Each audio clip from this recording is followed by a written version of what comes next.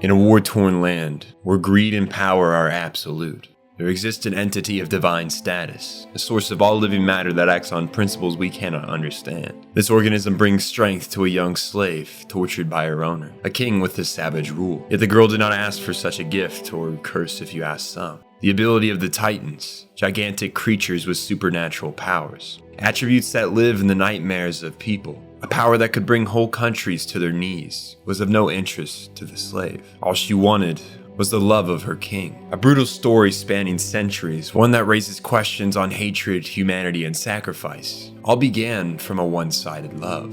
A tale that explains the events that transpire on an island known as Paradise. That explains the lengths, the genocide, and war a boy will go to for his people. It all begins here. This is the lore of Attack on Titan, of the events leading up to the day the walls of Shinganshina fell, and humanity was threatened by a monster more human than first imagined.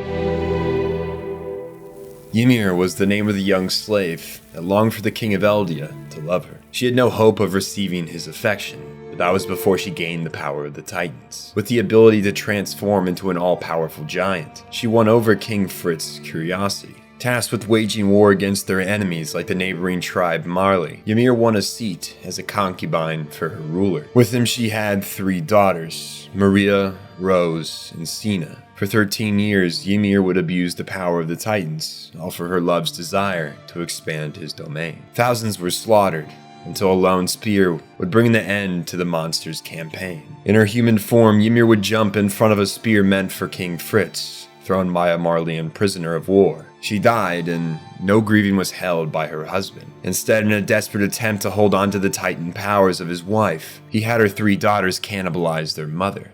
After consuming Ymir, the girls still held no special traits. Still not giving up on the pursuit for power, Fritz had the girls continuously reproduce. Then, when they finally died from exhaustion of childbirth, he had their children consume their bodies and hands. These atrocities led to a curse being set upon the Eldians. While the powers of Ymir were salvaged, her abilities were severed into 9 distinct Titans, each with unique abilities. 8 of these would be passed down metaphysically to descendants of Ymir randomly. Given the forced reproduction Fritz instilled on her daughters, nearly everyone in the Eldian tribe were related to them in some way. One, however, the one known as the Founder, or Coordinate Titan, would stay within the royal family of Fritz. While re-attaining this power was a favorable outcome for the Eldian tribe, there were drawbacks to Titan kind. Those that inherited one of the 9 would only be given 13 years of life from the day they gained their power, a symbol of the short life of their ancestor Ymir. Additionally, while the inheritance was rather random if left to its own devices, there was a way to directly pass on the abilities of the 9. By repeating the horrors of cannibalization like Ymir's daughters, consuming the spinal fluid of one of the 9 before their date of death would directly pass on the 9 to that person. This led to warrior breeding. The strongest, smartest, and most loyal would be chosen by their king to inherit these powers and wage war on his behalf. Through the sins of the father and the sorrow of a mother, a race of people were created that contained a monster within. The ancestors of Ymir ushered in an era of ruin. The Eldian people established an empire spanning as far as the eye can see, one that was created through the spillage of blood and the cries for mercy from the dead. In an era not too dissimilar to the Middle Ages, their enemies' weaponry stood no chance against the Titans of 9. Alongside the 9, pure Titans were dispatched to deal with enemies they lay siege to. Injecting the ancestors of Ymir with Titan spinal fluid would transform them into Titans, lacking any special abilities, simultaneously losing their ability to think cognitively. There was only one purpose they had: to consume spinal fluid of humans, in the hope they'd consume one of the 9 and revert to a human form. It was truly a detestable existence, but it's hard to say which suffers more. The humans they tear apart, or the one behind the Titan eyes, instinctually forced to consume flesh by the Titan curse. As time went on, and entire cultures were wiped off the face of the earth by the Eldian Empire, seeds of discord slowly entrenched themselves over who should control the power of the Titans, and how they should use them. By the year 743, nearly 2,000 years since the days of Ymir, inner tensions reached an all-time high. Civil war was on the horizon. Their enemies grew more powerful from their deep-seated rage and hate for the Eldian people, their borders threatened by a Marley invasion. If this internal division was not curbed, their empire would surely crumble. Karl Fritz, the 145th monarch of the Eldian Empire, an inheritor of the founding Titan, had no interest in saving his kingdom. Ashamed of their history of genocide and war, along with another sympathizing noble family, the Tibers, they constructed an exit plan for Fritz that would crumble the empire. A nearing uninhabited island under their domain, Paradise, was chosen as the place Fritz would be banished to. He took the majority of the Fritz royal family to this territory, with their monarch disappearing. The Empire's civil war broke out, Eldians killing Eldians. The Great Titan War reached its beginning. The Tibers used it in fighting as an opportunity to fuel the hatred of the Marleyans, siding with these people once their enemy, and with the power of the Warhammer Titan, one of the 9, Marley and the Tibers slowly chipped away at the Eldian legions. Over the course of the war, the Marleyans bring the control of 6 more of the 9 to their side: the Colossal, the Armored, the Female, the Beast, the Cart, and the Jaw. The war should have stopped there, but the Marley's hatred longed for harsher repercussions for the Eldians' iron-fisted rule. The conflict became one-sided, Eldians being exterminated from the land, Marley simply taking Eldia's place as the oppressors. Sensing the threat of extinction, King Fritz knew he must step in. And so, desiring a century of peace before their inevitable destruction, Fritz enacted a bluff, constructing large walls of concrete, within each a massive 60-meter tall titan that would listen to the commands of the founder if ever needed, to exterminate all that covers the earth if peace on Paradise is ever tarnished. While these titans did in fact exist, what made this a bluff was the king's forced vow unto the power of the founding titan that would cause any member of royal blood who inherited the founder to renounce war. He shared this knowledge with the Tiber family and Marley, that there would be no retaliation, and they eventually came to Paradise to kill them. King Fritz damned his people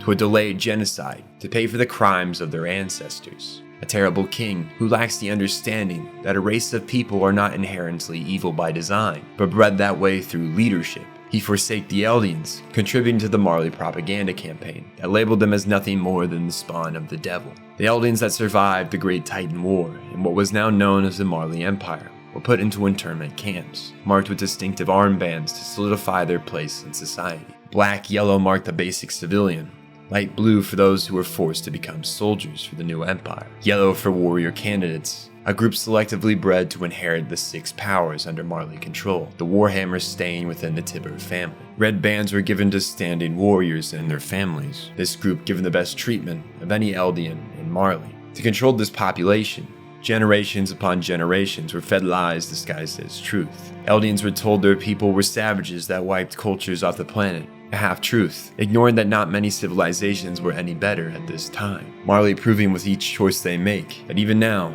they are just the same. They fabricated a legend of a Marley man named Helos, slaying what they come to call the devil of all earth, a myth Tiber and Fritz created as a stand-in for the source of all living matter, to paint the Eldians as more demonic. Ymir was not given the power accidentally from a celestial god. Now she is a girl who made a deal with the devil out of lust for power. Marley is painted like a victor over evil, and the remaining Eldians should be grateful they have been allowed to live. They suffer greater oppression than the Marley race ever experienced while Eldia stood as an empire. As the new era settled in, an age-old ally of the Eldians, the Hizuru, are scrutinized on a global scale as devil sympathizers. Some clans flee to the island of Paradise alongside Fritz, the Ackerman and Oriental clans, some of note, but their people would experience persecution from the royals. Fritz had used his power as the founder to wipe the memory of all Eldians on Paradise of their history, replacing it with the simple idea that they are the last of mankind, the walls around them their shields from an opposing entity. Their enemy was no human, but titans, pure ones lacking any intelligence, hoping one of the humans they eat will give them back what they have lost. But those of other descents, like the Ackerman clan, could not be touched by the paths that connected the subjects of Ymir. Therefore they held on to the truth, and in fear of their knowledge, were treated illy. As the truth is lost, the subjects of Ymir have fallen into ignorance. All it took was a weak king with a noble cause to damn them to lives of hiding and internment. Of the few who knew the truth of the Eldians, they were sworn to secrecy and given nobility as gratitude. A false monarch was put into place within the walls of Paradise to protect the true king and, more importantly, the passing of the founding titan. The Fritz family changed their name to Reyes, and they lived largely underground, where every 13 years they'd pass along the founder. As civilization grew here, a social hierarchy was eventually determined. Within the most inner wall, Sina, the higher class and nobles resided, while Rose held mostly merchants and other middle-class families. Moving down a tier would be Wall Maria. There did, however, exist an even more dangerous zone than the outer walls. 4 outer towns existed, branching from the main wall. One a prominent note, the town of Shinganshina. Outside the 50-meter walls of this fortress was open land far as the eye could see, but it wasn't exactly safe for exploring. Pure titans roamed, titans created by Marley as a form of execution and punishment to disobeying devils. Over the waters in the Marley Empire, the transition to a new rule was not smooth. Rebellious groups were not too uncommon, and the way to deal with them was by injecting them with Titan spinal fluid and banishing them to mull about in their twisted forms. One group to receive this treatment was a cult-like group worshipping their ancestor, Ymir. A person of note is born 63 years after the end of the Titan War.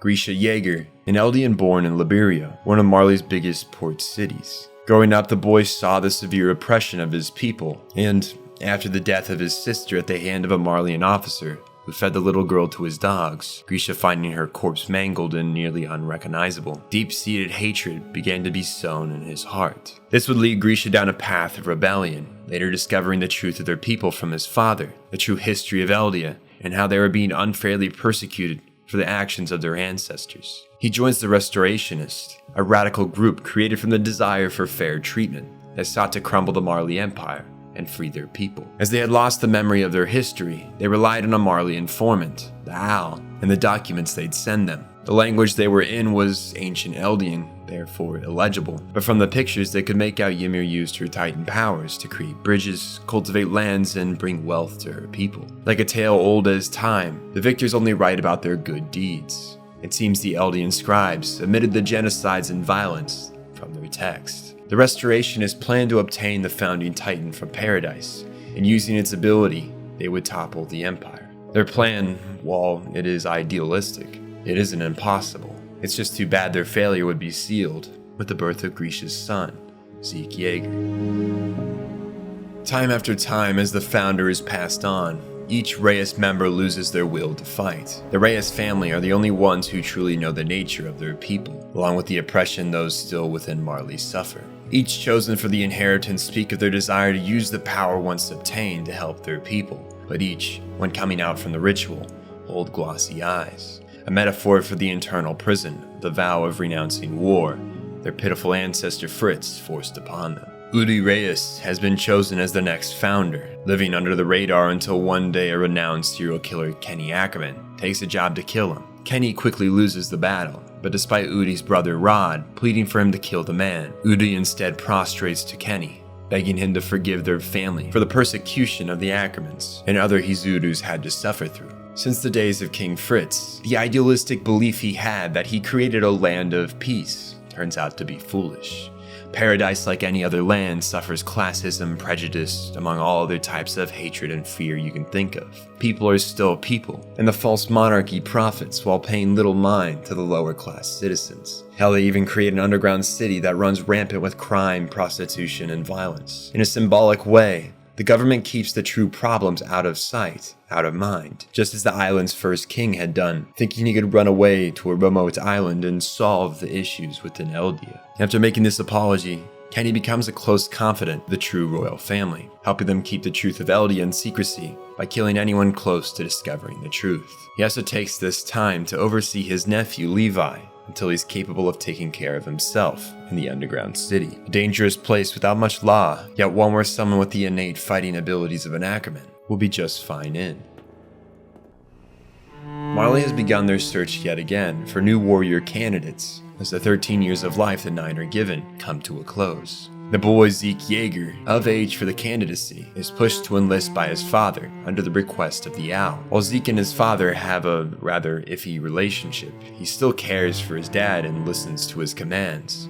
But while training, Zeke found a father figure in the current Beast Titan, Tom Xavier. Tom had a dark past, became a warrior as a form of self-suicide after his wife, who was a Marleyan, killed herself and their son after finding out Tom was an Eldian. He believed the Eldian restorationists were too war-hungry, a cost of the years of oppression at the hand of Marley, and thought it best for their race to avoid further destruction by using the Founder's powers to sterilize the Eldians, naturally letting their bloodline die out in roughly 100 years. This idea was something Zeke would come to latch onto, seeing it as a more morally correct option than what his parents had been pushing upon him. And as the secret police closed in on the restorationists, Tom would push Zeke to sell out his parents to protect himself from execution. Feeling a more parental attachment to Tom, Zeke would do just that. He sold out his own parents, and that was a burden he would carry for the rest of his life. After days of torture, their suffering does not come to a conclusive end. The devils will be banished to roam the lands of paradise as husks of people. Grisha is left for last, having to watch as his wife is transformed in front of him, looking down from the wall at her new, deformed vessel. Before he too meets the same fate, the owl appears before him, wiping out the Marley soldiers with the power of the one Titan we have yet to name. The Attack Titan, born from Ymir's desire for a future that will end the eternal suffering of her life trapped in the path as she continues to serve the Founder in spirit. The Attack Titan sees the past and future of its holders. It's a curse, as the wielders are propelled towards a future not of their own design, a future of liberation for Eldia, but through means that may not be worth the ends. Regardless, the man before us, Aaron Kruger, tells Grisha it is of the will of one of the inheritors that he stands here today, to give Grisha the power of the Titan to move towards the promised future. A man named Aaron Yeager has designated this chain of events the only way to free their people. He injects Grisha, has him drink his spinal fluid, and take the power of the Attack Titan to the lands of paradise, with the mission to obtain the Founder from the royals. Oi, Anta! Coming across a member of the scout regiment of the Paradise military, Grisha is taken into Shinganshina, where he eventually meets his second wife, Carla, and has another son who he names Aaron Yeager. They later adopt a girl named Mikasa Ackerman, after Aaron saves her from a group of human traffickers who had already killed her mother and father by the time he got there. Mikasa becomes deeply loyal to Aaron, devoting her whole life to protecting the boy as gratitude for saving hers, and giving her the push to fight for her life. For a while, life is bliss for the family. Aaron and Armin dream of seeing the ocean outside the walls, idolizing the lives of the scout regiment who go on expeditions. And Grisha tells Aaron on his 10th birthday he'll share with his son the research he's been doing. It's clear that, given Aaron's age, factored with the time since Grisha came to Paradise, it's almost time he passes on his ability, though that is not the horror that takes place in the year 845. The Marleyans have decided it's time to exterminate the Eldian devils, launching an operations overseas to obtain the Founding Titan's powers and eliminate the threat of King Fritz's original bluff. Of the millions of lives that will be lost, the Marleyans so much as attack their island, an event known as the Rumbling. While the Tibber family knows of the vow renouncing war, the Founding Titan is a prisoner too. They seem to not have shared this with the Marleyans, seemingly keeping their word to the King of Paradise to help him attain a century of peace. They simply sit back and watch as the Marleyans make use of the brainwashed minds of the Eldian warriors, tasking 4 children with the retrieval mission. New warriors Reiner Braun, the Armored Titan, Marcel Galliard of the Jaw, Annie Leonhardt, the Female Titan, and Berthold Hoover of the Colossal are sent, though the Jaw is quickly lost upon arrival, Marcel being consumed by a pure Titan that just so happens to be the girl Ymir, the one worshipped by the cult that was transformed by the Marleyans several decades ago. Having been the natural leader of the group, the other 3 are left in disarray without Marcel. Reiner, who was deemed the least capable and only chosen because Marcel put in a good word to save his brother from being chosen as a warrior, takes the reins of leadership, hastily putting together a foolish plan to create terror in one of the border cities, and use this chaos to slip into Paradise society under the alias of refugees from the outer wall. This also doubles as an opportunity to take note of what the Founder's response is to an attack. It's not a bad plan in terms of success rate, but it ignores the amount of lives lost and the hatred it will sow in a boy who will swear on his every breath to exterminate his enemies beyond the walls. The attack on Shinganshina commences.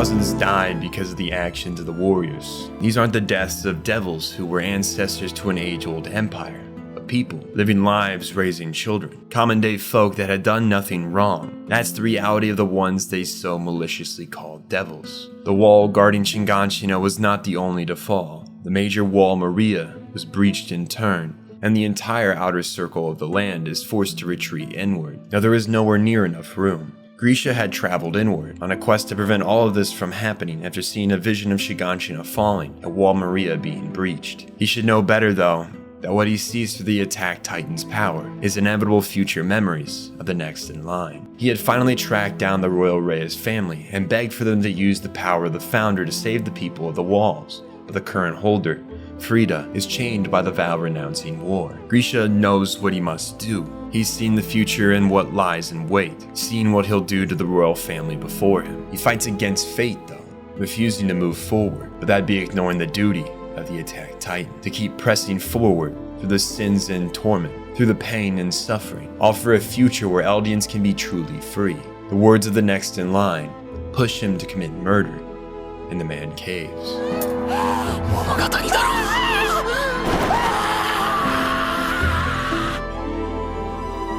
The interior of Wall Maria was a large agricultural land, and with it now infested with pure titans, food is scarce and the population has become unsustainable. The royal government creates a culling to reduce its size.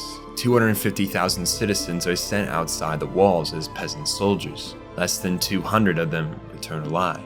The population reduced by 20%. Armin's grandfather was lost to the culling, and as for Aaron's father, after returning for a short time, he too had disappeared, Aaron being the last to talk to him, though he has only a fuzzy memory of the events. The three of these kids are left alone, surviving in the refugee camps until their 15th birthdays, the necessary age to join the military. As Aaron and Armin had always talked about, they still desired to join the scouts and see the ocean. With nothing here for them but misery, going out to potentially die for a dream didn't sound all that bad. Mikasa, Armin, and Aaron enlist in the 104th Cadet Corps, under the command of Keith Sades, the man that had discovered Aaron's father outside the walls all those years ago. On these training grounds, the story of Eren Yeager, a boy that will attempt to wipe his enemies off the face of the earth with immense power, that will become a demon of hatred, a mirror for mankind to look into and realize their mistakes. That boy's legend begins.